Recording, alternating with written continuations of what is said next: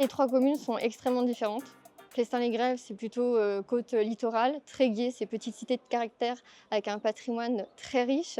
Ploërette, c'est aussi plus dans les terres, mais avec, la chance d'avoir une petite gare. En termes de santé, donc forcément, ces caractéristiques, ont un rôle aussi sur les publics, qu'on accueille, en termes d'accessibilité aussi.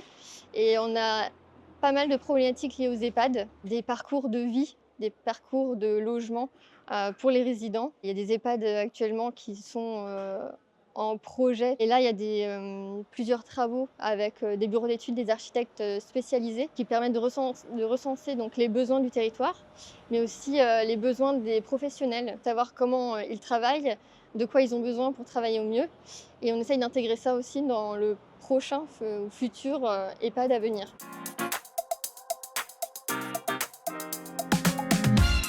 La thématique santé, on n'en parlait pas avant et c'est vrai que là, on avait besoin aussi d'avoir des éclairages de professionnels, d'experts pour justement voir la santé globale. Comme quoi, c'est en effet pas que des médecins. 60 on va dire de l'impact sur la santé est dû aussi à l'aménagement que l'on peut faire, au cadre de vie. Concrètement, sur le terrain, on n'a pas forcément ces données-là, ces connaissances et d'avoir ce pourcentage-là qui est quand même, important, c'est vrai que ça donne un peu, un choc des cultures. Nous, maintenant, on va essayer d'impliquer, dans nos futurs projets, voilà, la transversalité sur cette thématique-là.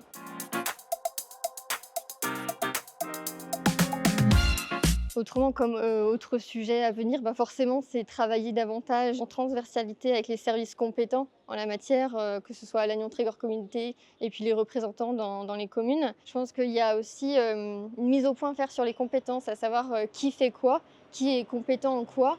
Nous, à notre échelle, en tant que collectivité, on a le droit d'agir sur quoi et ne pas hésiter à intervenir, communiquer auprès des habitants, des élus, de la sensibilisation. Pourquoi pas créer des événements, avec les habitants et les professionnels, les faire rencontrer.